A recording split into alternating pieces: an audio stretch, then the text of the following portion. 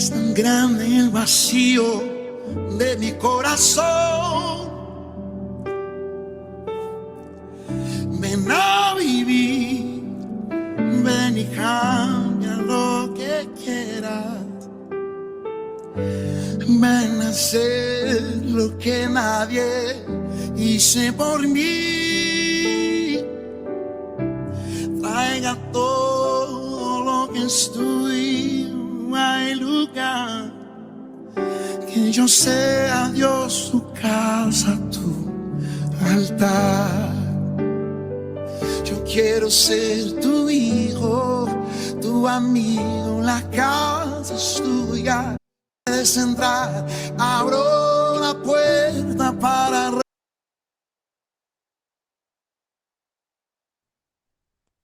Dios los bendiga, ¿cómo están?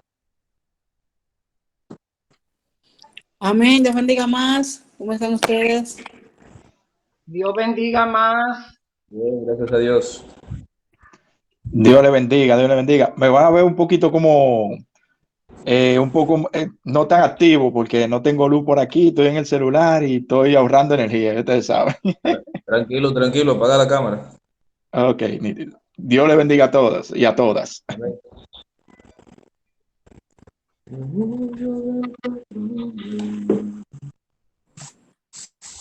Mana María, Dios le bendiga, ¿cómo está? Dios bendiga más, varón. Dios bendiga. ¿Cómo están?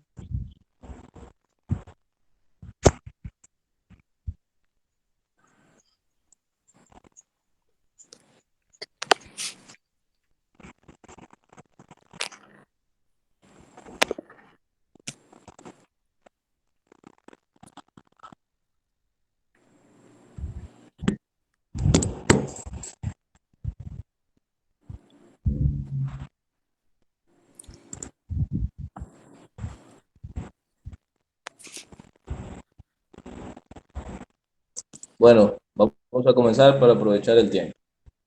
Buenas noches, Dios bendiga. Dios le bendiga más, ¿cómo está usted, Buenas varón? noches, Dios bendiga.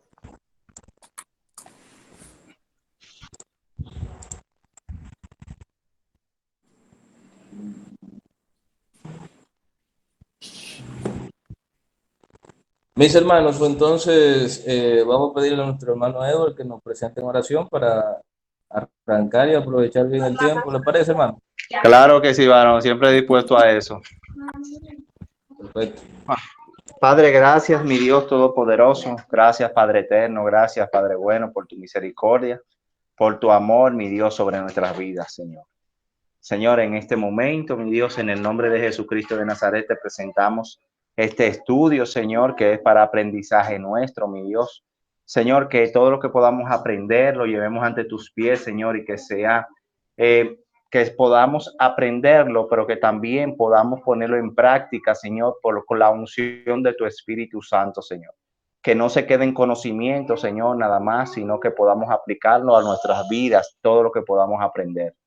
Padre, en el nombre de Jesús, te presento a Harley, mi Dios, en esta noche, que será el maestro expositor. Señor, manifiesta tu espíritu sobre él cada día más, Señor, para la enseñanza, mi Dios Todopoderoso. Señor, que él sea fiel testimonio de lo que pueda predicar y lo que pueda enseñar.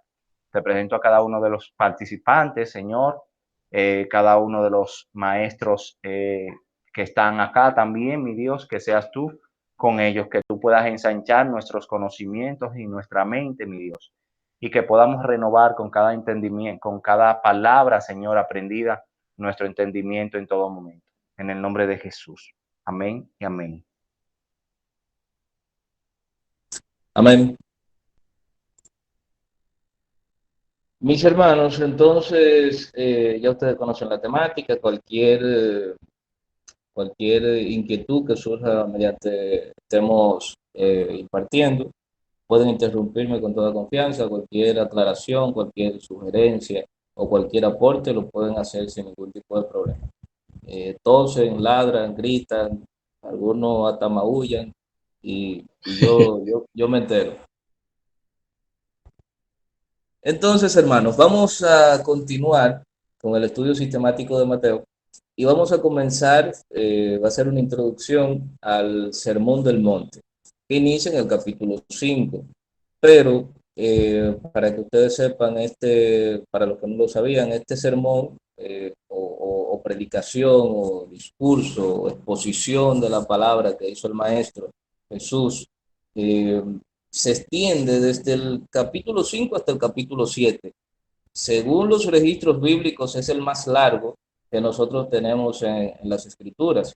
Y es imposible que nosotros no, en algún momento, no hayamos utilizado parte de este sermón para predicar. Es imposible que nunca hayamos utilizado parte de este sermón para edificar nuestras propias vidas. Aquí es donde nosotros vemos, ustedes son la sal del mundo, ustedes son la luz del mundo, ustedes no son del mundo. Y Jesús aquí prácticamente crea, en este sermón, crea la estructura del creyente, crea la identidad del creyente. Y esto es importante que nosotros lo entendamos, porque el Sermón del Monte no es mencionado eh, mucho y bastante que es mencionado, y no ha sido citado tanto en vano, sino por el gran contenido que tiene esta predicación y esta enseñanza que tuvo el Maestro para con los discípulos y para con nosotros. Amén. Vamos a comenzar con las participaciones. Si alguno sabe lo que significa bienaventuranzas, ¿alguien puede compartir lo que cree, lo que sabe que significa bienaventuranzas? Bueno, bienaventuranza sería como, eso como decir, ¿cómo lo explico? Como decirle a alguien, oye, como en buena hora, como que, ¿cómo se dice? Wow, se me fue la palabra, pero es como decir, Dichoso, dichoso, dichoso. exactamente, dichoso todos, o sea, como queriendo decir eso el de la dicha que otro Amén. tiene. Amén. Excelente. ¿Alguien más? Bueno, yo diría que bienaventuranza viene siendo cosas buenas que te van a pasar o que te están sucediendo, cosas Bien, positivas. bien, bien. Entonces, aquí yo les traigo el significado. Bienaventurado, porque cada vez que Jesús, cuando hablamos de la bienaventuranza, cada vez que Jesús habla a la persona, le dice bienaventurado. Entonces nos dice que es una persona que es afortunado, que es feliz. Y no sé si ustedes tienen por costumbre, pero yo acostumbro a hacerlo cuando encuentro una palabra que tiene algún tipo de interés. Le busco la quinta parte, le busco la epistemología, le busco los sinónimos, le busco los antónimos, porque muchas veces esta palabra, por ejemplo, bienaventurado, a pesar de que la conocemos básicamente, pero no la utilizamos a diario. Es decir, nosotros no andamos diciendo por ahí, por ejemplo, hermano Omar, tú eres un bienaventurado. No la andamos utilizando con esa frecuencia. Y por eso es importante nosotros ver los sinónimos que nosotros sí utilizamos y que sí usamos a diario para nosotros poder entender el concepto y el contexto en el que el maestro estaba hablando. Y por eso yo le traje esta definición que dice que bienaventurado es una persona afortunada y que es feliz. Y sinónimo de esto es dichoso, afortunado, santo, bendito. Es decir, que cada vez que el maestro nos diga bienaventurado, nos está diciendo, tú eres dichoso, eres un afortunado, tú eres un santo, eres un apartado y eres un bendito también. ¿Queda claro esa parte? Entonces, aquí en Mateo capítulo 5, versículo 3, inicia el maestro diciendo, bienaventurados los pobres en espíritu, porque de ellos es el reino de los cielos. Y aquí hay una frase que he escuchado muchas interpretaciones de ella, y es pobres en espíritu. Y llama la atención. ¿A qué se refiere el maestro con esto de pobres en espíritu? ¿Alguno puede compartir su opinión sobre esto? O lo que ha entendido a lo largo de sus años estudiando la palabra. Amén. Un pobre en espíritu, una persona que es temerosa, que sabe que su condición, no una condición que sin Dios no es nada. ¿Tú me entiendes? Que no se cree la gran cosa, sino que sabe que hay un supremo superior a él, que no se van a gloria, Amén. más o menos. Sí. ¿Alguien más? Quiero escuchar lo que nunca se escucha, ¿eh?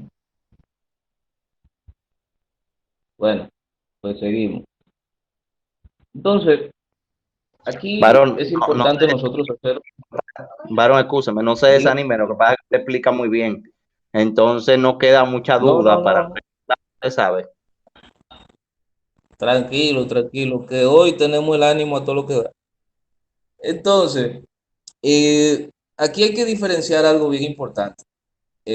Tal como dice la hermana María, es una persona que no se vanagloria, que no se siente por encima de nada, que no se siente grande, que no se siente muy bueno. Pero nosotros debemos entender a ciencia cierta, es decir, sabemos que todo esto debe ser el perfil del cristiano, debe ser el perfil del creyente, una persona que no se vanaglorie, que no se crea la gran cosa, porque realmente dice la palabra que todos nosotros somos pecadores. Entonces, no habría razón para que ninguno de nosotros se crea la gran cosa. Pero necesariamente tenemos que entender en qué contexto, qué era lo que el maestro nos estaba diciendo, qué era lo que nos estaba entregando cuando dice, bienaventurados los pobres en espíritu. Pobreza, yo creo que no hay que explicarla, la conocemos bastante bien, por lo menos desde la experiencia de otros, porque ninguno de nosotros somos pobres, porque por lo menos tenemos celular y tenemos computador y tenemos internet, y tenemos comida, tenemos la tres caliente. Nosotros pobres no somos, en el sentido material. Ahora bien, el maestro está hablando de una pobreza espiritual. Entonces aquí es donde nosotros tenemos que ponernos quisquillosos, como dice por ahí, y buscarle la quinta pata al gato. ¿Qué se está refiriendo el maestro con pobreza espiritual?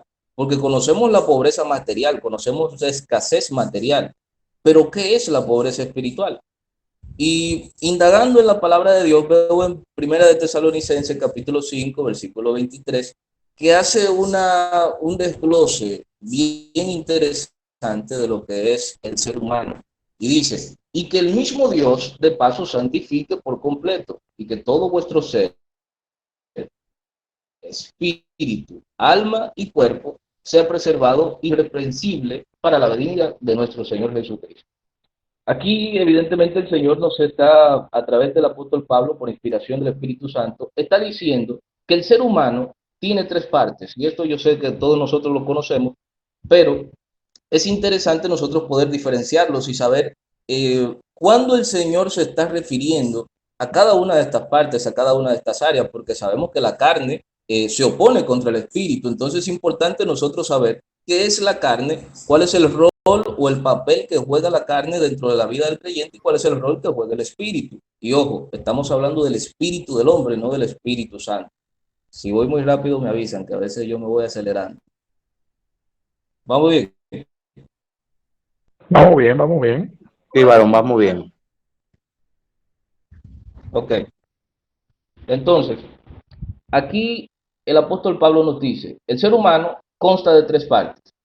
Nos dice que es espíritu, que es alma y cuerpo. Entonces, Eclesiastés capítulo 12, versículo 7 nos dice, entonces volveré el polvo a la tierra como lo que era, y el espíritu volverá a Dios que lo dio. Está haciendo una diferenciación otra vez aquí en las escrituras, porque nos dice, hay una parte que es polvo, que se refiere a la carne, que es el cuerpo, y que va a volver a la tierra, porque todos nosotros sabemos que polvo somos y al polvo volveremos. Pero dice que el espíritu volverá a Dios que lo dio, refiriéndose al aliento de vida, o al hálito de vida, como dicen por ahí también. Primera de Corintios, capítulo 6, versículo 20 nos dice, pues por precio habéis sido comprados, por tanto, glorificad a Dios en vuestro cuerpo y en vuestro espíritu, los cuales son de Dios. Es decir, el cuerpo es una hechura de Dios. Dice la palabra de Dios en Génesis que el Señor formó al hombre del barro, pero también dice que sopló en él aliento de vida, que sopló espíritu y llevó al hombre a ser alma viviente. Entonces, evidentemente, nosotros tenemos que entender cuál es la diferencia que hay cuando el Señor nos habla de pobreza espiritual. ¿A qué se refiere el Señor con pobreza espiritual? Es inquietante y debe causarnos curiosidad a nosotros cuando el Señor nos habla de esta pobreza. Segunda de Corintios, capítulo 4, versículo 16, nos dice, por tanto, no desfallecemos, antes bien, aunque nuestro hombre exterior, refiriéndose a la carne, a esta estructura que nosotros tenemos, va decayendo. Sin embargo, nuestro hombre interior se renueva de día en día. No sé si usted sabía, porque a menos que usted no tenga el caso de Benjamin Button, todos nosotros nos vamos, este cuerpo se va degradando todos los días. Todos los días usted se va poniendo un poquito más viejo. Todos los días usted se está muriendo un poquito. Esa es la realidad.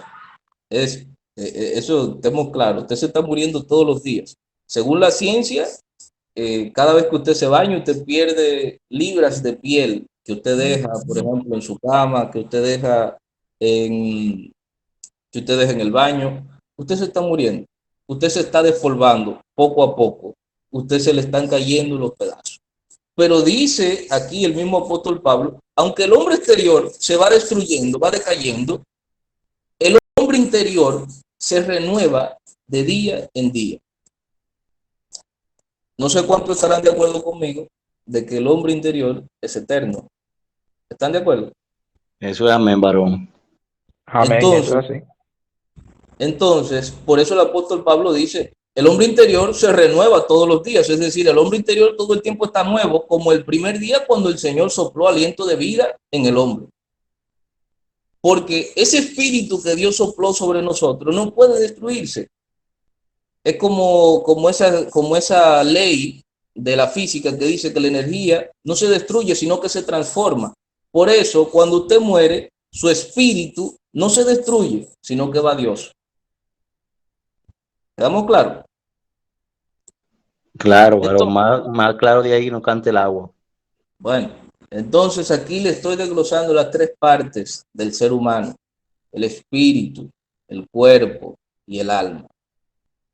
Yo sé que muchas veces utilizamos de manera indiferente el término espíritu y el término alma, y lo utilizamos como si fuera la misma cosa, incluso en las mismas escrituras. Hablamos muchas veces de salvación del alma. Estoy seguro de que sí, que lo hemos escuchado. Hemos escuchado predicadores que dicen, necesito ganar almas para Cristo. Pero nadie habla del espíritu. Y cuando hablamos del espíritu, es decir, cuando solemos referirnos en nuestro argot popular eclesiástico del espíritu, es para referirnos al Espíritu Santo. Muy pocas veces para hablar del espíritu del hombre, que es lo que realmente permanece, porque acabamos de hablar de que lo que va a Dios es el espíritu, no habla del alma, es el espíritu. Lo que pasa es que las traducciones que nosotros tenemos bíblicas, y siempre hablo de las traducciones, tienen un pequeño conflicto en ese sentido, porque fue impregnada por los griegos, que no hacían diferencia entre el espíritu y el alma. Si nosotros buscamos el concepto griego de alma y de espíritu, nos daremos cuenta que es la misma cosa. Pero si nosotros vamos a filósofos como Sócrates, Aristóteles, que hablaron acerca de esto, nos daremos cuenta de que sí hay una diferencia. Y el espíritu es esa vida, es ese impulso que Dios sopló en el hombre para que el hombre llegara a ser alma viviente. Ahora hay que entender qué es el alma. Y no me voy a poner muy metafísico ni muy profundo, pero para que usted sepa, el alma simplemente son las interpretaciones, una mezcla entre lo espiritual y lo físico. Es decir, el alma maneja las emociones, maneja la voluntad, maneja la mente, maneja el pensamiento. Es decir, que lo que el Señor quiere salvar de usted no es su alma, no son sus emociones, no es su voluntad ni es su mente. Lo que el Señor quiere salvar de usted es su espíritu. Entonces, cuando dice pobres en espíritu, está hablando de una condición bastante importante, está hablando de una condición esencial. No está hablando de una condición de forma, sino de fondo. Y nosotros tenemos que tener claro esto. ¿A qué se refiere el Señor cuando dice pobres en espíritu? El maestro nos está hablando de la humildad. Cuando habla del espíritu del hombre y que el hombre tiene que ser pobre en espíritu, está hablando como dijo Juan el Bautista. Es necesario que yo mengüe para que él crezca. Como dijo el apóstol Pablo, ya no vivo yo, mas vive Cristo en mí. Es decir, que mientras el hombre, el ser humano, siga creyendo que sus deseos son importantes, que su voluntad es importante, que todo está por encima de lo que representa a Dios, entonces nunca voy a ser un bienaventurado mientras no exista humildad en mi corazón. ¿Me siguen? Amén, amén, claro. Lo seguimos, Entonces, varón. cuando el maestro habla de pobreza de espíritu, tenga usted claro que lo que el Señor está diciendo es necesario para tú ser un bendito, para tú ser heredero del reino de los cielos, que tú seas humilde. Es necesario que tú mengues tu espíritu, que está corrompido, que está corrupto, que está mal, que está desviado, que está desequilibrado, que persigue cosas, que está influenciado por la carne, que está influenciado por los sentimientos, por las emociones, por la cultura, por lo que me enseñaron papá y mamá, por lo que yo he creado a lo largo de mi vida. El espíritu está influenciado por todo eso. Entonces, si yo no bajo, si yo no humillo ese espíritu que quiere cosas, ese espíritu que desea hacer, que desea alcanzar, que desea lograr, que desea ser, entonces yo no voy a poder ser un bienaventurado porque no tengo humildad. Yo tengo que tener la capacidad, tengo que tener la actitud de decir, quizá lo que yo quiero es bueno, quizá lo que yo estoy pensando sea bueno, quizás mi anhelo, mis sueños, mi profesión, todo lo que uno se crea de futuro, sea excelente, sea maravilloso. Pero al final lo que realmente debe nosotros importarnos y debe motivarnos no es nuestros sueños ni nuestros deseos, sino la voluntad perfecta de Dios en nuestras vidas. Solo ahí, solo cuando nosotros abrazamos esa humildad de poder decir, Señor, yo quiero muchas cosas, pero estoy seguro que tu voluntad es buena, perfecta y agradable. Señor, yo me creo que soy bueno, pero yo sé que tu justicia es más grande que mi justicia. Señor, yo sé que yo tengo pensamientos, que soy inteligente, que soy supuestamente una persona con sabiduría, pero tu sabiduría es más grande que mi sabiduría, tu inteligencia es más grande que mi inteligencia, tus pensamientos son insondables. Entonces yo necesito adquirir esa humildad, porque dice aquí que la humildad es la virtud que consiste en el reconocimiento o el conocimiento de las propias debilidades, de la bajeza que hay en nosotros. Yo escuchaba a alguien que hace un tiempo decía que se estaba predicando acerca de que no somos buenos, de que dice cuando se acerca el joven rico, maestro bueno, y el maestro dice, ¿por qué me llamas bueno? Si bueno hay solo uno, Dios. Fíjense la actitud de Jesús, del maestro, que aún siendo Dios encarnado, entendió y comprendió, y a veces resulta redundante decir que comprendió, que entendió, pero no encuentro una mejor manera de explicarlo, porque obviamente que Dios lo entiende y que Dios lo sabe, pero es el lenguaje. Él entendió que por estar en esta naturaleza, en la carne, ya él no podía ser considerado bueno, a pesar de ser uno con Dios. A pesar de que su espíritu estaba intrínsecamente ligado al espíritu de Dios, era uno con Dios, él no podía ser considerado bueno, y por eso él detiene al joven que quizás vino con una adulación muy bonita, maestro bueno, maestro maravilloso, qué bueno tú eres. Y le dijo, no, detente, bueno solo uno, Dios, yo no soy bueno. Ninguno de nosotros somos buenos. Y esa es la actitud que nosotros tenemos que tener siempre, santo. Aspiramos a la santidad, anhelamos la santidad, procuramos vivir en santidad, pero santo, santo, porque los pensamientos nos traicionan, los sentimientos nos traicionan, los deseos nos traicionan muchas veces. Hay personas aquí en este grupo que yo sé que han sentido el impulso de alguna vez pellizcar a alguien, de darle con una silla a un compañero o algo. Nos traiciona. Bueno, Ay, no no, somos. varón. Ay, no, varón. Ay, varón, no. No es así. Bueno. Ay, ay, ay. Entonces, cuando nosotros leamos, independientemente de la versión que estemos leyendo, me parece que la nueva versión internacional dice así, no preciso. Pero hay otras versiones que tradujeron el concepto y lo aplatanaron un poco. Pero cada vez que usted lea pobre en espíritu, lea de la siguiente manera: bienaventurados los humildes, porque de ellos es el reino de los cielos. Esto no es para personas que se crean grandes. Dice el maestro que si alguno se cree grande entre vosotros, que se haga como el más pequeño. Es decir, hazte humilde. Tiene que hacerte pobre en espíritu, tiene que hacerte como el más pequeñito para tú poder alcanzar el reino de los cielos. Esto no es para los apóstoles, esto no es para los super siervos de Dios, esto no es para los super santos, para los super ungidos, esto es para los humildes de corazón. Vemos el ejemplo del fariseo y el publicano. Uno que se acercó diciendo: maestro, tú sabes que, perdón, Señor, yo ayuno, yo diezmo, yo ofrendo, yo no falto a ningún servicio, no falto a ningún culto, me pongo mi farda por los tobillos, eh, uso corbata, me peino decentemente, procuro cuidar mi lengua, pero aún así soy un bendito hipócrita. Por eso dice la palabra de Dios que aquel publicano que se acercó con toda la humildad del mundo, que se reconoció a sí mismo como que él no era bueno y que no creía en su justicia o en su bondad por lo que él hacía, fue justificado antes que aquel fariseo que guardaba quizás toda la ley. Entonces continuamos. ¿Alguna pregunta hasta el momento? No, seguimos. Sí, yo tengo Ah, bueno, ok. un tipo de inquietud o duda. Entonces, espíritu, cuando nos referimos a espíritus y almas, Ujú. nos estamos refiriendo a lo mismo, ¿verdad? O sea, dada la traducción.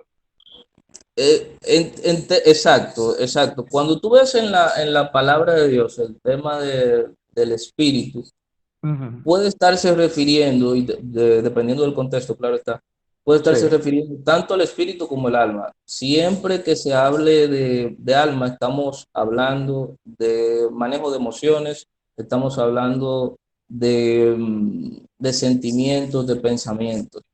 El alma no es lo que se salva o perece. El espíritu sí. El espíritu es lo que ok. permanece.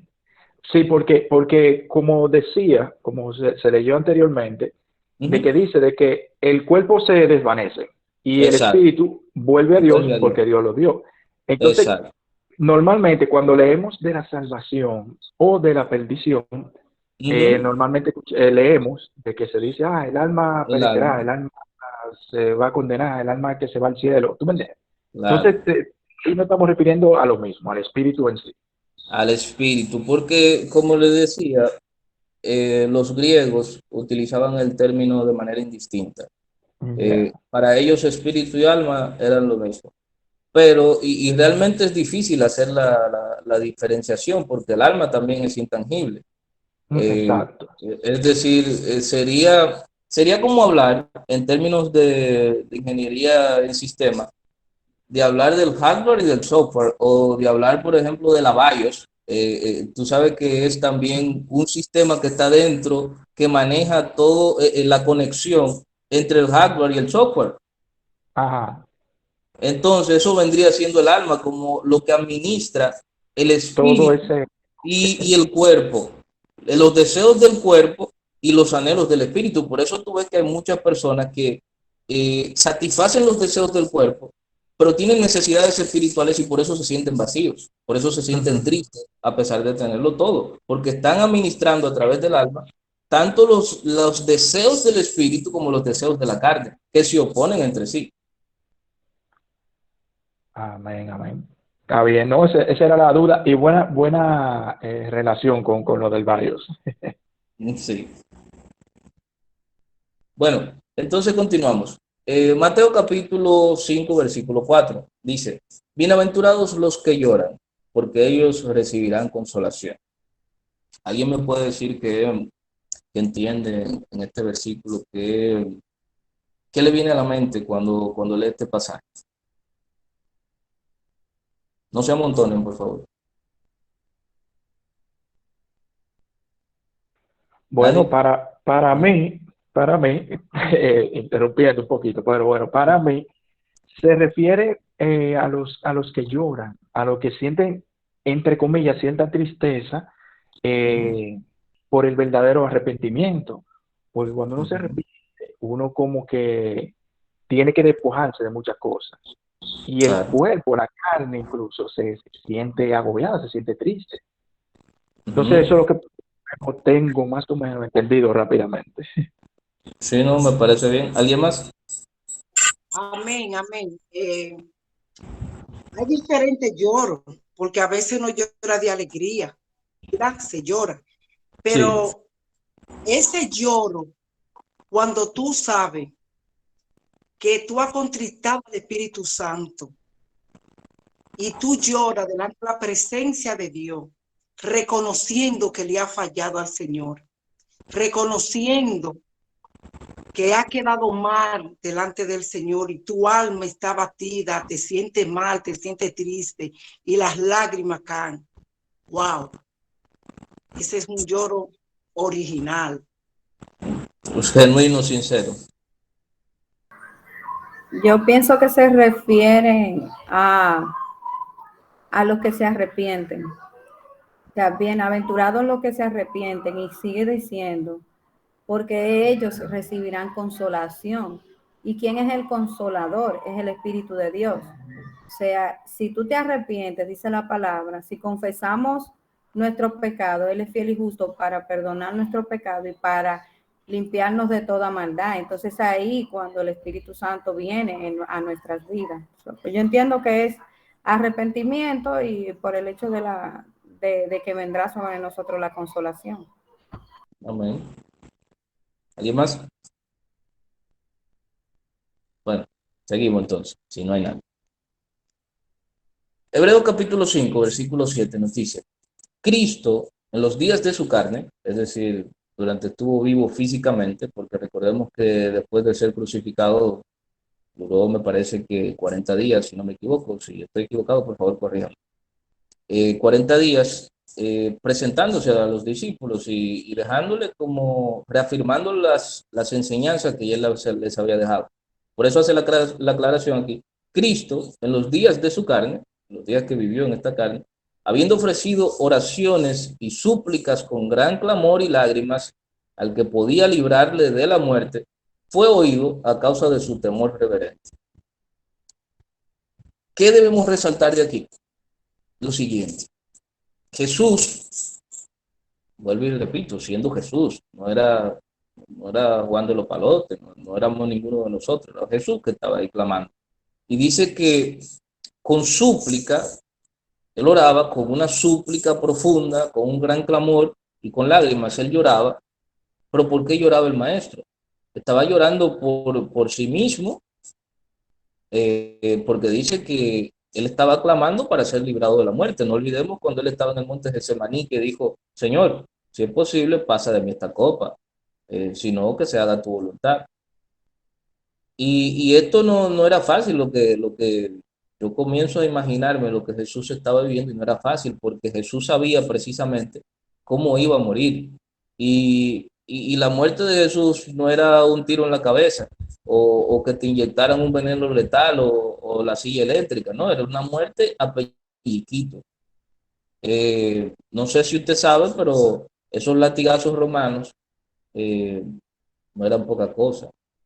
Y Jesús sabía que los romanos eran expertos en la tortura y sabía cómo iba a morir, cómo iba a padecer, cómo iba a ser martirizado en todo ese proceso. No es simplemente que él un día lo iban a crucificar y en 5 minutos iba a morir. Era una muerte de mucha agonía, y por eso él clamaba y por eso él lloraba y le decía, Padre, si es posible, pasa de mí esta copa, Señor.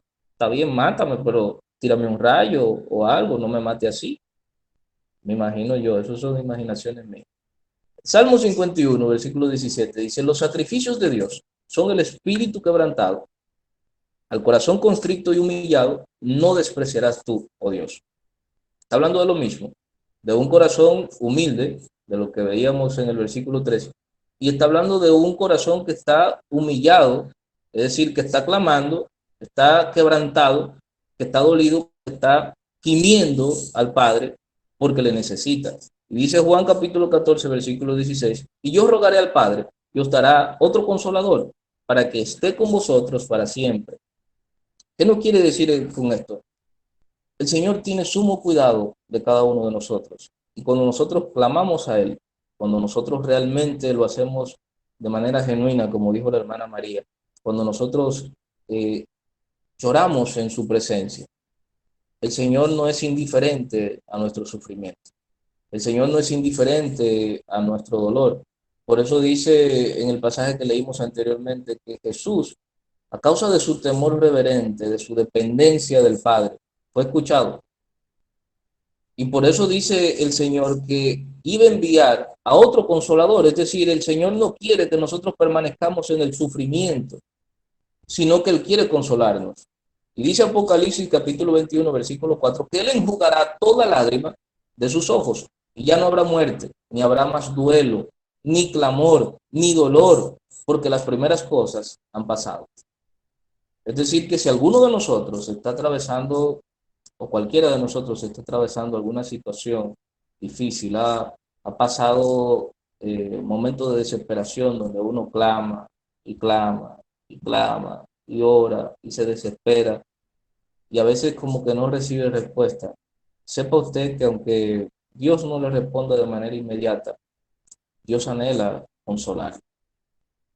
Aunque su dolor sea profundo, aunque lo que usted esté viviendo sea doloroso en la carne, el Señor quiere consolar su espíritu, porque a veces nosotros queremos que Dios haga conforme a la voluntad de esta carne, que Dios nos saque del proceso, que Dios nos quite el aguijón en la carne, pero fíjense lo que le dice el Señor al apóstol Pablo, dice el mismo apóstol, y yo rogué y rogué una y otra vez y el Señor me decía, bástate en mi gracia, porque mi poder se perfecciona en tu debilidad. El Señor quiere ver de nosotros esa dependencia. El Señor quiere ver de nosotros que creamos, que tengamos fe de que cuando estamos en momentos de dificultad, de apuro, nosotros tengamos la capacidad de poder decir, mi situación está imposible, a mí nadie me salva, pero Dios me salva. El único que puede hacer algo en mi vida en este momento, hay situaciones así, señores, que uno sabe que el amigo no te va a poder ayudar, que papá y mamá no te van a poder ayudar, que nadie te va a poder ayudar, pero tú vas y te inclinas ante Dios y tú dices, Señor, tú eres el único que puede salvarme de esta situación. Tú eres el único que puede darme paz. Tú eres el único que puede darme tranquilidad. Tú eres el único que puede darme respuesta. Tú eres el único que puede consolarme. Y por eso cuando Jesús se para de Getsemaní, después de llorar, y después dice la palabra que sudaba como gotas de sangre.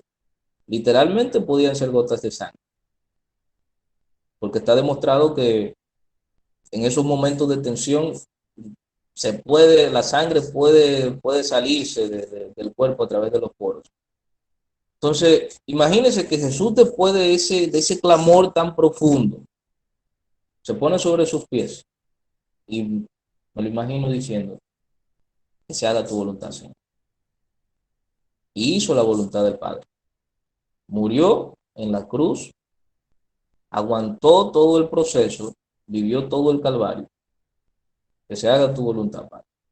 Asimismo quiere el Señor ver esa actitud en cada uno de nosotros, de que tengamos la certeza que cuando lloramos, de Él recibiremos la consolación. ¿Alguno quiere participar?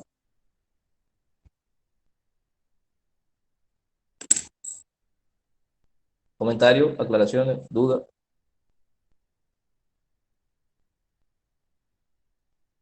Bien, continuamos. Todo claro, claro de mi parte. Ok. Bienaventurados los mansos, porque ellos recibirán la tierra por heredad. Aquí, evidentemente, imagino que conectamos esta palabra de mansos con mansedumbre, y nos debe dar una idea de lo que quiere decir el Señor cuando dice, bienaventurados los mansos, dichosos los mansos, afortunados los mansos, porque ellos recibirán la tierra por heredad. Aquí yo le traigo la definición Manso significa sosegado, tranquilo, apacible. El sosiego es un estado de tranquilidad o calma, mientras que la tranquilidad, estar tranquilo, una persona que es tranquila, es que no siente preocupación, tiene una paz que sobrepasa todo entendimiento. Apacible, que no está turbado por las inclemencias. Es decir, que independientemente de lo que esté aconteciendo a su alrededor, en su vida, está en paz. Y aquí nosotros tenemos que entender qué quiso decir el Señor, a qué nos está llamando el Señor cuando dice, bienaventurados los mansos. ¿Estamos siendo mansos realmente? Es la pregunta, porque a veces creemos que ser mansos es una cosa, pero realmente puede significar otra totalmente diferente. Y vamos a ver algunos pasajes en las Escrituras que nos pueden ayudar a entender qué significa ser manso. Mateo capítulo 11, versículo 29, dice, llevad mi yugo sobre vosotros y aprended de mí que soy manso y humilde de corazón, y hallaréis descanso para vuestras almas. Pregunto, para los que quieran responder, ¿es posible que una persona sea manso y humilde y que no lo sea de corazón? En apariencia nada más, varón. Ah, Yo creo que no es posible. En esa, como dice el hermano Eduard, en apariencia, fuera en solamente. apariencia. Exacto. Dice un refrán muy popular, Señor, líbrame del agua mansa, que de la brava me libro yo. Porque este refrán tiene un sentido y es de que algunas personas parecen mansos, pero son peligrosos. Pero el Señor nos está hablando aquí en Mateo capítulo 11, versículo 29, algo genuino. Por eso dice, aprendan de mí, que yo soy manso y humilde, no de apariencia, sino de corazón, sinceramente. Y dice, y hallaréis descanso para vuestras almas.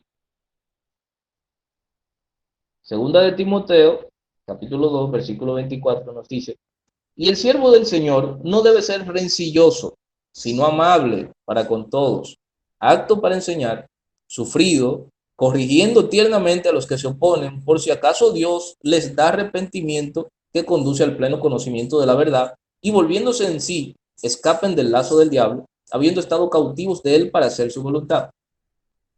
Fíjense aquí qué está diciendo el apóstol Pablo a Timoteo. Tú como creyente, como cristiano, como siervo del Dios Altísimo, no debes ser rencilloso. ¿Qué significa rencilloso? Todo lo que tenga que ver con chisme, con contienda, con una persona que divide, que genera conflictos. Dice que por el contrario, tú debes ser amable. Y esto también está relacionado con ser manso. Y dice que debes ser amable no solo con los hermanos en la fe, no solo con los de tu casa, no solo cuando te vean, sino con todos. Porque tú tienes que ser apto para enseñar el que la verdad, para enseñar a Cristo, que es la verdad. Y dice, tú debes ser sufrido en el sentido de tolerancia, no que tienes que ser una persona que ha pasado por 200,000 cosas, sino que tiene que ser una persona tolerante. Cuando dice sufrido, es una persona que es tolerante, corrigiendo tiernamente a los que se oponen, es decir, a los que maldicen el evangelio, por poner un ejemplo, a los que no creen, a los que tú les vas a entregar un tratado, le dice Dios te bendiga, te dicen inmediatamente, yo no creo en Dios, úseme. A esos el Señor te dice, corrígelo tiernamente, porque dice, Dios le puede dar arrepentimiento y esa persona ser conducido a la verdad y ser libre. Y dice que volviéndose en sí, se escapará del lazo del diablo y habiendo estado cautivo, ahora va a ser la voluntad de Dios. Entonces se convierte en tu hermano. Imagínate tú que tú hayas maltratado a una persona y después te lo encuentres en tu propia iglesia, en tu propia congregación, o te lo encuentres en la calle y esa persona diga, pero caramba, este hermano en la fe no me dio un testimonio genuino, no me mostró que él realmente era manso, no me mostró amabilidad, no tuvo misericordia para conmigo, sino que me dio, ¡oh, escucha! Arrepiéntete, hijo del diablo. Entonces, Así es. no, entonces nosotros tenemos que aprender en este contexto. ¿Qué quiere decir ser manso? Porque también entiendan por ahí lo que dice, manso pero no menso. Manso no quiere decir que seamos mensos ni que nos dejemos aplastar por todo por todo el que quiera hacer lo que desee con nosotros. Manso se está hablando de una actitud, manso está hablando de una condición de humildad en el corazón, está recayendo sobre lo mismo para ser tolerante con los hermanos, para ser tolerante con nuestro prójimo, para mostrar amor a las personas. Proverbios capítulo 15, versículo 1 dice, la suave respuesta aparta el furor, mas la palabra hiriente hace subir la ira. Esto es muy bonito de leer, muy da gusto leer. La suave respuesta aparta el furor, pero en medio de una discusión, pocas veces uno lo pone en práctica. Porque hay un problema. ¿Por qué no nos sale muchas veces lo que leemos en las escrituras? ¿Por qué en la práctica no nos sale? Porque no lo hemos interiorizado de corazón. Porque somos mansos según las circunstancias. Porque me comporto según las circunstancias, pero todavía el viejo hombre, todavía la carne, domina sobre mí. Porque el Señor ha dicho, yo te he dado un espíritu de amor y de dominio propio. Entonces, ¿cómo es posible que en medio de ciertas circunstancias nosotros nos salimos de control y en lugar de dar una respuesta suave, damos una respuesta totalmente airada, totalmente fuera de control, que demuestra y evidencia que todavía nosotros no hemos alcanzado ese nivel de ser mansos? Esa dulzura, esa suavidad del corazón que tenía el maestro, todavía no la tenemos. Y no lo digo, voy a citar parafrasear un poco al apóstol Pablo, no lo digo como que yo lo haya alcanzado. Yo soy el primero que se está reprendiendo con esta palabra. Pero debemos entender que si nosotros no logramos alcanzar ese nivel, y no me gusta utilizar la palabra nivel, pero es la que se me ocurre. Si no logramos alcanzar esa madurez, ese crecimiento, ese interiorizar la palabra de Dios, ese aplicarme la palabra de Dios, usted tiene que intentarlo una y otra vez.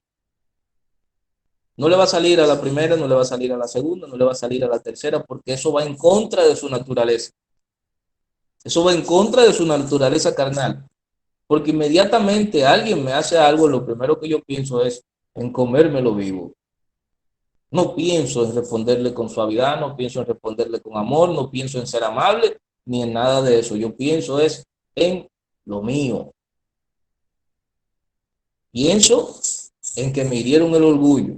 Pienso en que me hirieron el ego. Pienso en que me faltaron el respeto. Pienso en el yo antes que pensar en la voluntad de Dios. La voluntad de Dios es que nosotros seamos mansos. ¿Me captan la idea? ¿Se durmieron? Amén, amén, amén. No, Ven, estamos aquí. Amén. Están Amén. vivos, están vivos todavía. Están vivos todavía. Bueno, entonces, bienaventurados los mansos, porque ellos recibirán la tierra por heredad. Bienaventurados, otra vez, versículo 6, los que tienen hambre y sed de justicia, porque ellos serán saciados. ¿Quién puede darme su opinión sobre este apartado? Varón, esto Dígame. no habla nosotros de la santidad con Dios. Dice que Dios es amor, ¿verdad? Hablamos, aquí no habla de la justicia de Dios. Y tenemos que tener mucho cuidado cuando nosotros le pedimos justicia al Señor, que muchas veces el cristiano nosotros vemos que cuando no hacen algo, nosotros siempre estamos pidiéndole justicia a Dios. Hay que tener Sí. mucho cuidado, porque cuando nosotros le pedimos justicia al Señor, al primero que Dios nos va a hacer justicia, va a ser a Sierva, nosotros. pero Al usted, mismo usted cree que no esté correcto que un cristiano pida la muerte, por ejemplo, del que la atracó. No, no, estamos hablando aquí ya de la misericordia, también habla. Dios es amor, justicia es amor a Dios. Oh, y del que te engañó y te robó el dinerito. Bueno, mi hermano, mire, el hermano mío lo atracaron y lo mataron. Ay, Y Dios al mío. final yo terminé, cuando estábamos allá haciendo justicia con el que lo mató, Ujú. pidiéndole al Señor que sea él. Porque cuando usted es confrontado, cuando nosotros pedimos justicia, vamos a ser nosotros primero que Dios nos va a hacer justicia. Amén. El Señor dice, con la misma vara que tú mides será medido. ¿Alguien más?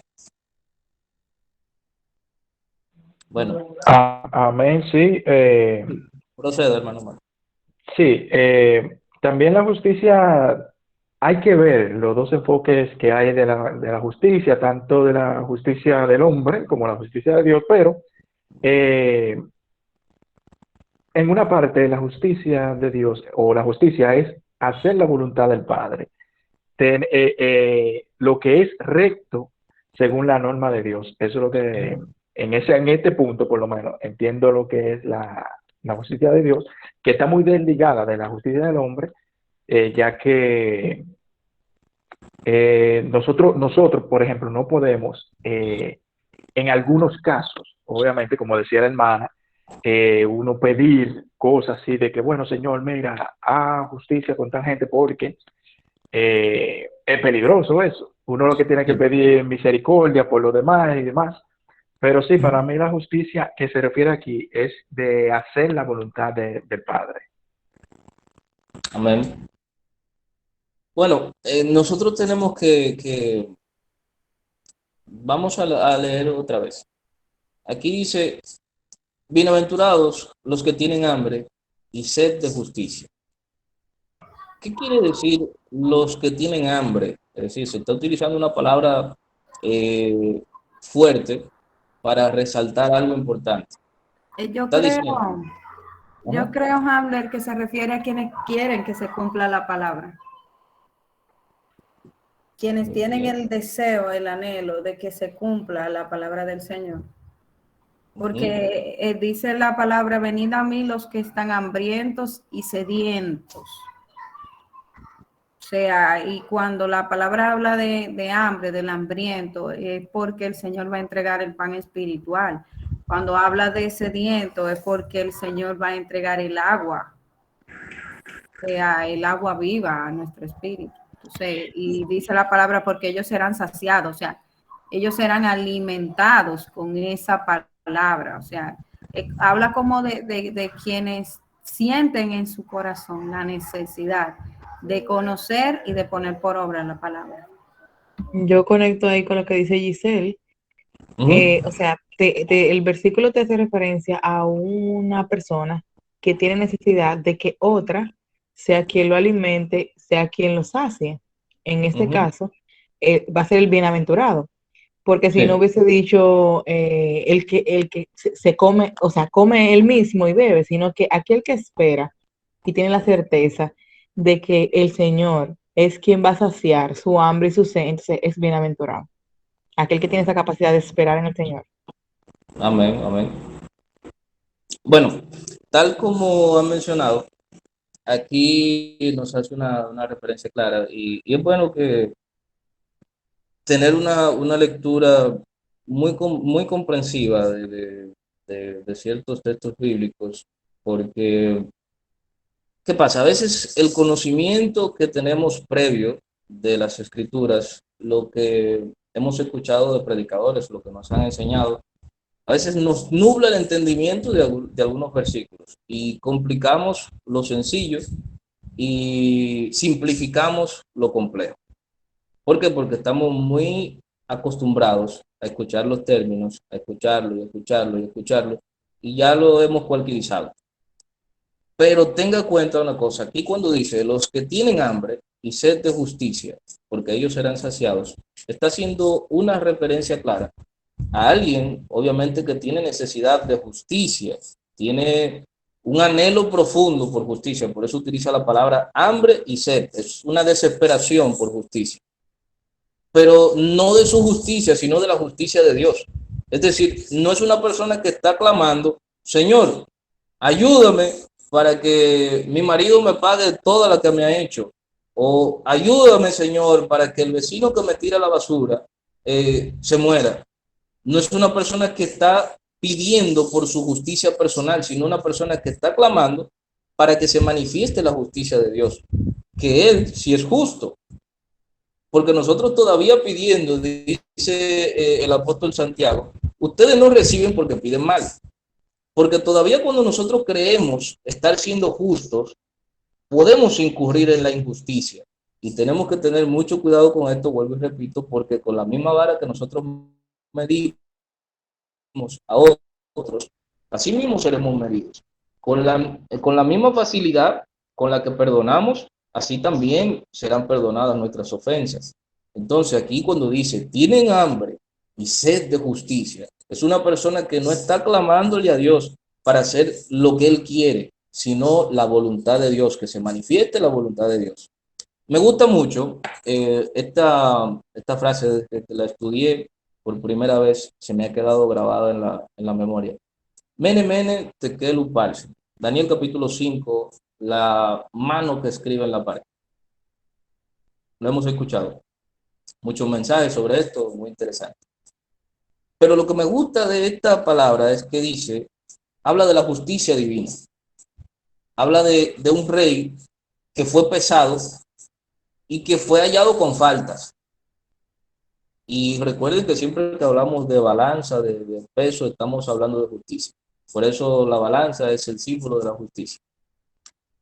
Y cuando hablamos de esto, estamos haciendo referencia a la justicia divina de Dios. Este pasaje de Daniel capítulo 5, versículo 27, está reflejando cómo es la justicia de Dios. No siempre lo que a nosotros nos parece justo es lo justo a los ojos de Dios, como decía el hermano Mar también, que la justicia de Dios y la justicia del hombre difieren mucho.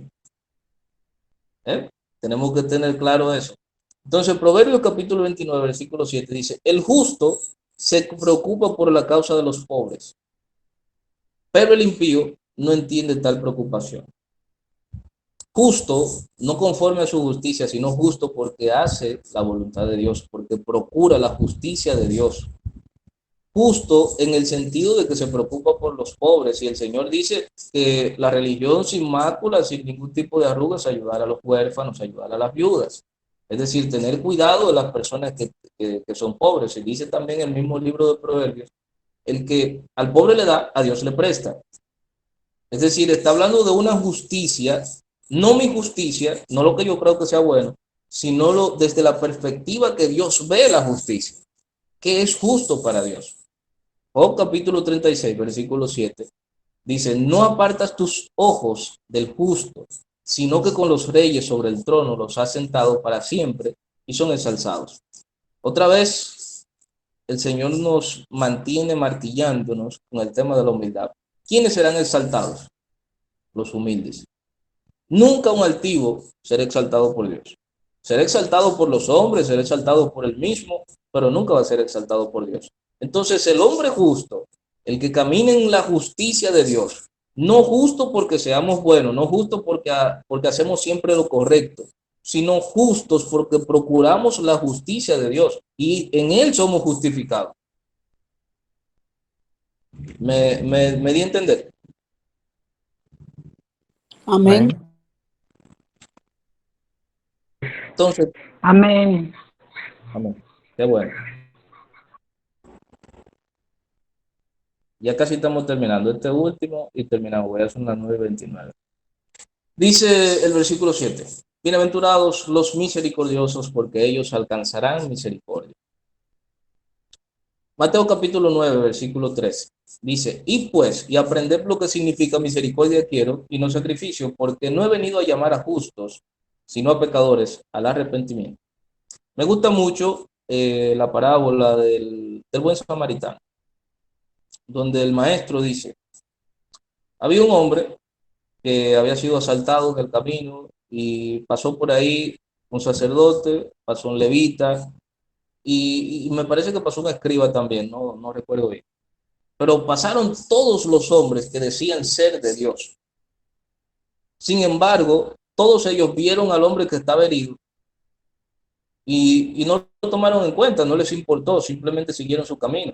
Parece que iban muy rápido, tenían mucha prisa por llegar al culto o algo así, o por ir a hacer la voluntad de Dios y no tuvieron el tiempo de detenerse a ayudar a su prójimo. A veces así nos pasa a nosotros.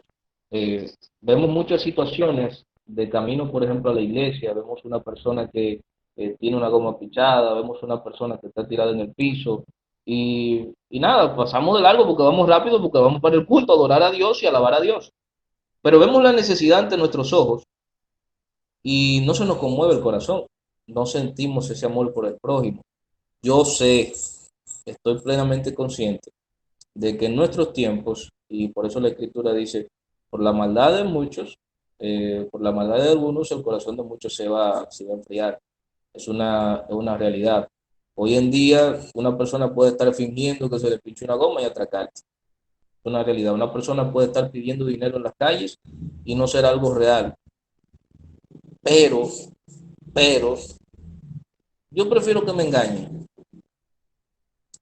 Prefiero ser engañado antes que dejar de hacer la voluntad de Dios, antes que endurecer el corazón. Dice, no endurezcamos nuestros corazones, mantengamos la misericordia encendida siempre y cuando eso no ponga en peligro la vida de nuestra familia.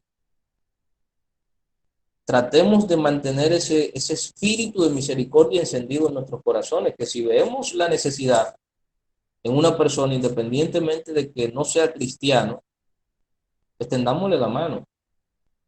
He visto cómo a personas que van pidiendo agua a un lugar, se le cierra la puerta en la cara, le tiran piedra, llaman hasta la policía. Pero no podemos dejar atrás esto que el Señor nos dice, de que seamos misericordiosos, porque no podemos ver el mal alrededor nuestro, no podemos ver la necesidad y hacernos los desentendidos, porque entonces no estaríamos actuando como hijos de Dios. Efesios capítulo 2, versículo 4 dice, pero Dios, que es rico en misericordia, por su gran amor, con que nos amó, aun estando nosotros muertos en pecado, nos dio vida juntamente con Cristo. Por gracia sois salvos. Imagínese usted que el Señor hubiese dicho, si tuviera un pensamiento humano, y esta gente se fuñeron, ya ellos pecaron, a mí me sale mejor hacer otra creación que ponerme a lidiar con intentar salvarlos, con intentar reivindicar al hombre.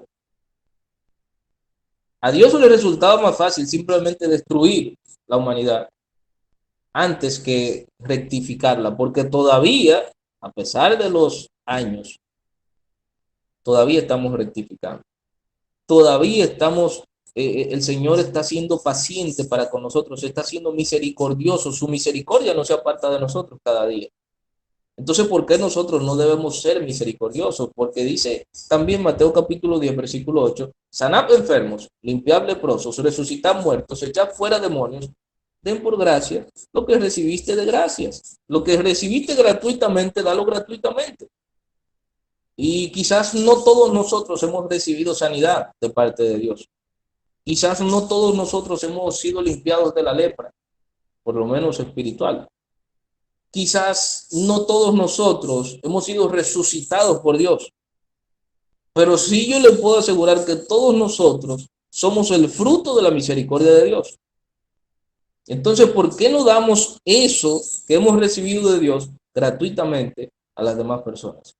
A veces somos tan severos, somos tan duros y rígidos que no ponemos en práctica y no ejercitamos la misericordia. Amén. Amén, amén. Amén. Bueno, déjame ver. Bueno, quedan unos cuantos. Ya, si ustedes lo estiman así, lo podemos dejar hasta aquí y la otra semana de arriba continuamos para no hacerlo de manera apresurada. Si tienen alguna pregunta de lo que hemos hablado, algún aporte, creo que este es el momento oportuno para cerrar con él. No, Aaron, yo creo que todo lo que usted ha explicado hasta ahora ha estado bastante claro y como le dije anteriormente, eh, debemos estar felices, vamos a decir, o regocijándonos. Debemos de sentirnos, vamos a decir, dichosos, porque de una manera u otra estamos aprendiendo, digámoslo así, de lo que es la palabra de Dios. Y yo creo que una de esas bienaventuranzas son partes esenciales de nosotros, como dijiste al principio, porque son como la parte principal, es como una columna del cristiano, porque eso es lo que muestra a nosotros la humildad y la mansedumbre para con Dios o para nuestros hermanos, que es lo necesario.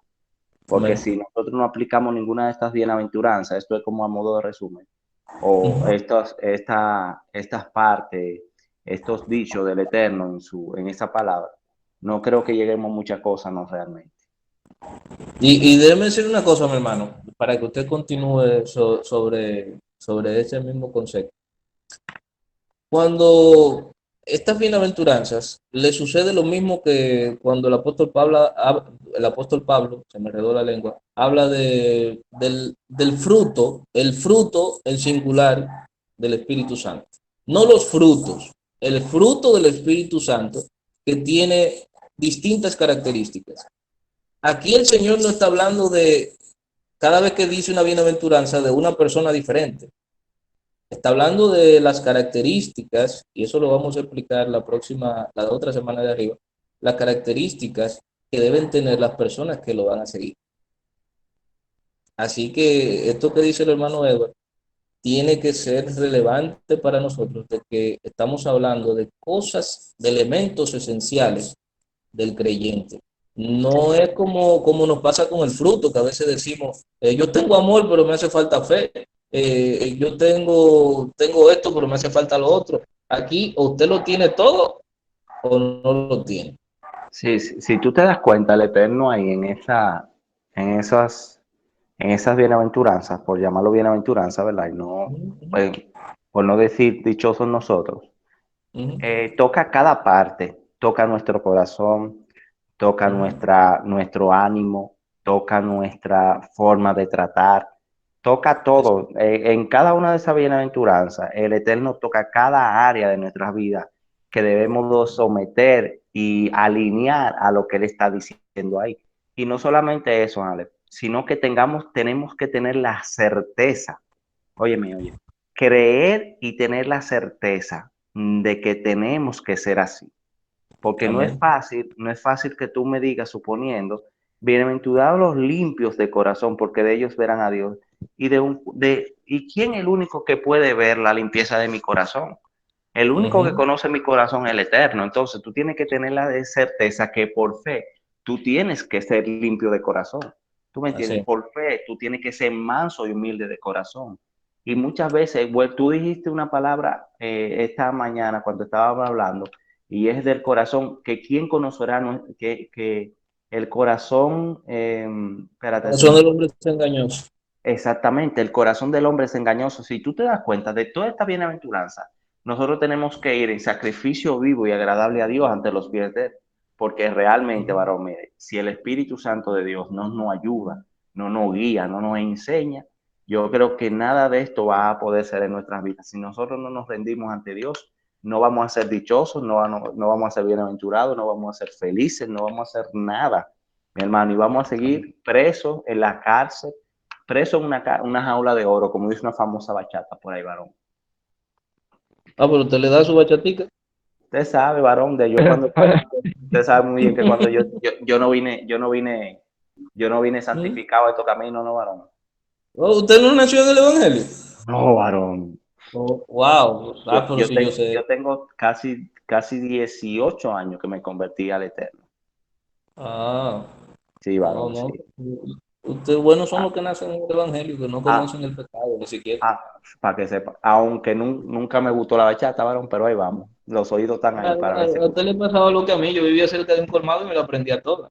Exactamente, varón, exactamente. Lamentablemente. ¿Alguien más? Señores, no sean tímidos para que después no digan, no, que me quedé con una inquietud que yo quería decir, pero ya eran las 9:30 y el hermano no me dejó.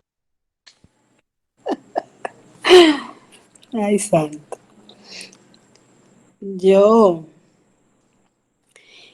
entonces cuando usted dice que hambre y sed de justicia, ¿hace referencia a hacer la voluntad de Dios o es el conocimiento que uno adquiere de la palabra o más o menos algo así fue que entendí? Pero Ujú, entendí que es más hacer la voluntad de Dios. ujú. Va relacionado, pero termine su pregunta para aclarar. Sí, no, no, eso mismo, que tenía esa duda. Ok, ok, perfecto. Eh, ¿Qué es tener hambre y sed de justicia? Eso como les decía, no es de mi justicia, sino de hacer la justicia de Dios, de que se manifieste la justicia de Dios. Pero no siempre la justicia de Dios se va a manifestar a través de mí. Es decir, no siempre yo voy a ser el instrumento.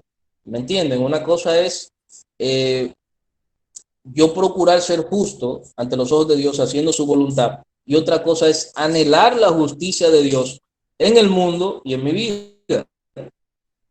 Porque yo mismo muchas veces no me voy a poder aplicar la justicia de Dios a mí, sino que Dios va a tener que utilizar su omnisciencia, su omnisapiencia, y va a tener que utilizar a otras personas incluso, o hasta un pajarito.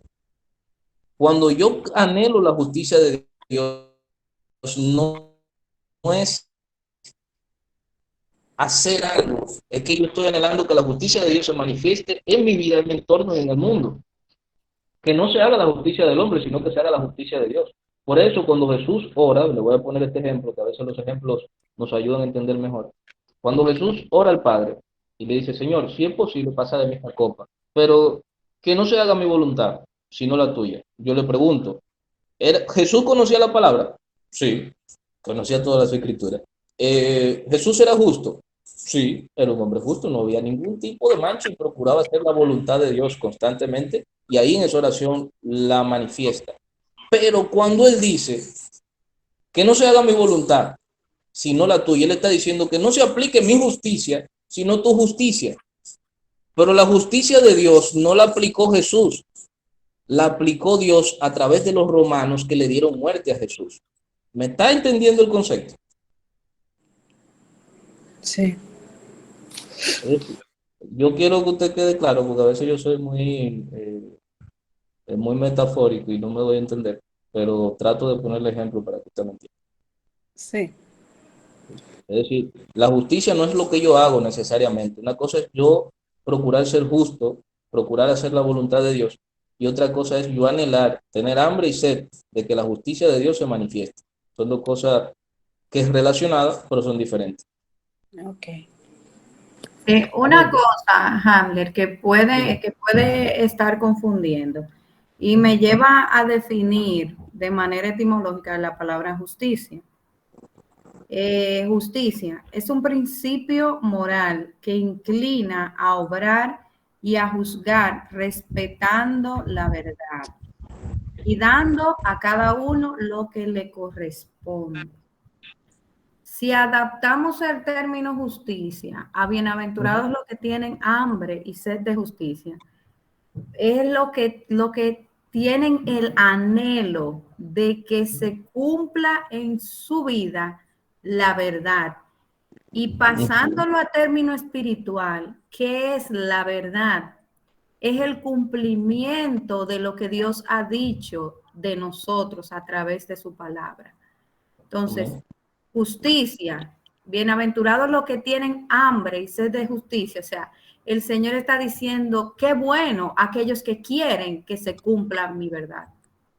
Por ejemplo, otro ejemplo, y perdóneme que le interrumpa, sino para que no se me vaya la idea. No, Otro tranquilo. ejemplo en ese mismo contexto, para entender lo que es la justicia de Dios y no la del hombre, ni lo que el hombre puede hacer.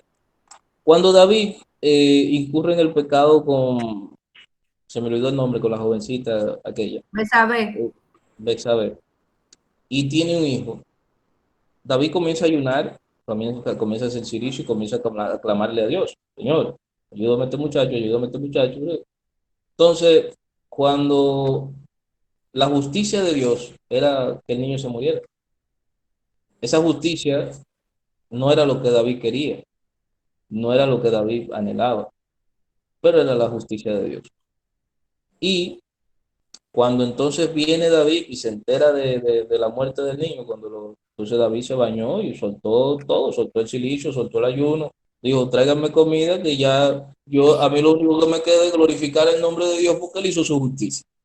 No siempre la justicia de Dios, porque a veces nosotros romantizamos un poco el asunto, no siempre la justicia de Dios me va a convenir a mí si yo no soy justo. Que eso hay que, Ahora, hay que, hay que ahora, tenerlo varón, claro.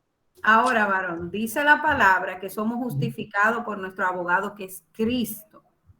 Sí. Porque abogado tenemos en él. O sea, porque también nos asusta el término de pedir justicia, porque nos trae la interrogante de que si ciertamente hemos sido justos nosotros. Sí, pero ese abogado tiene un momento, y usted lo sabe, que es en el juicio.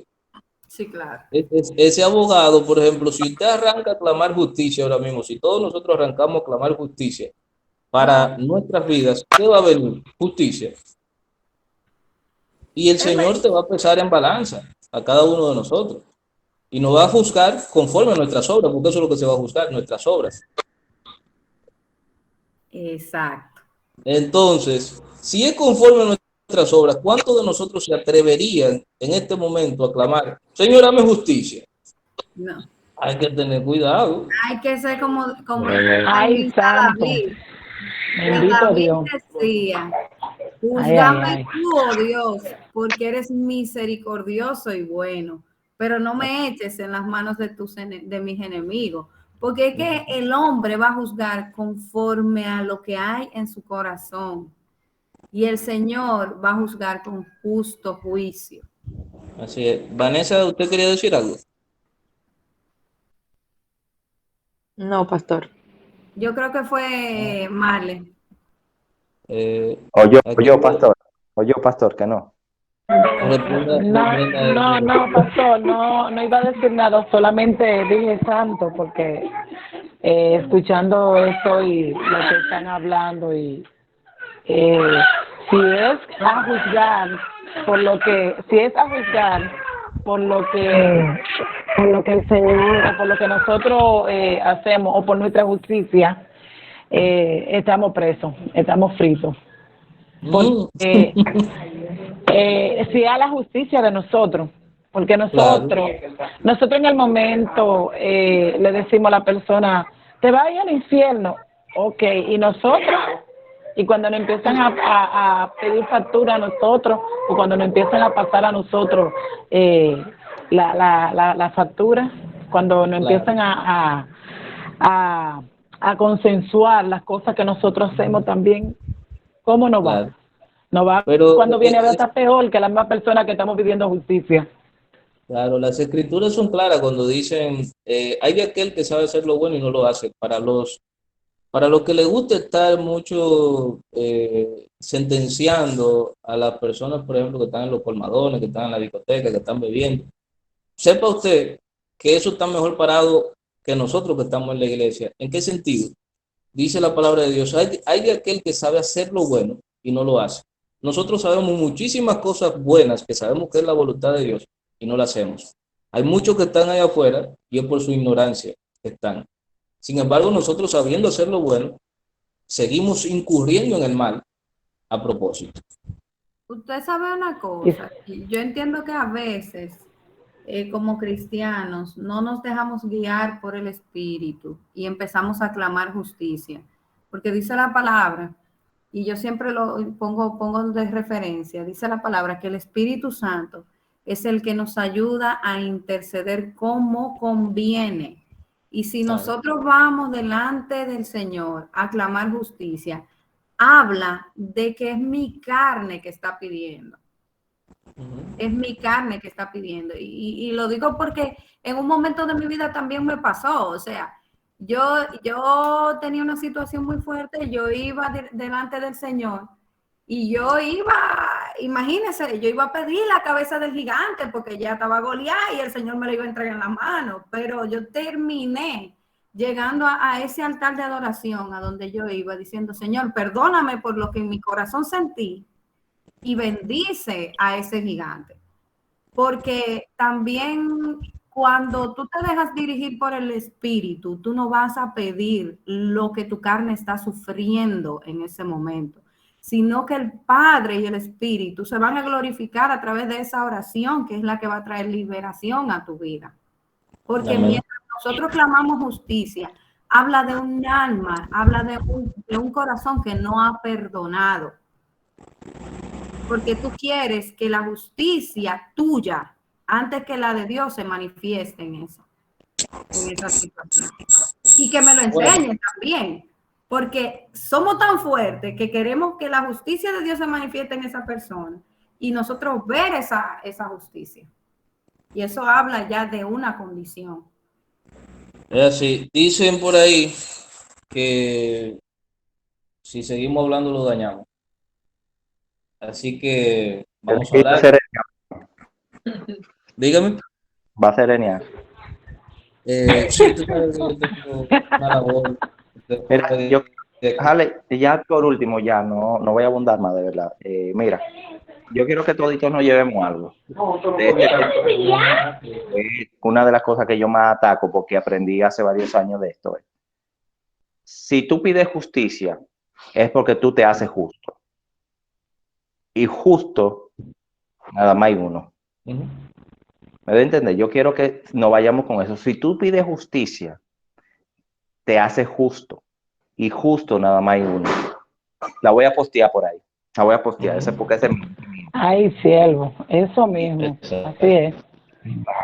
Así mismo es. Así mismo. Varón, entonces, ¿qué es lo que hay que decir? Podemos concluir, varón.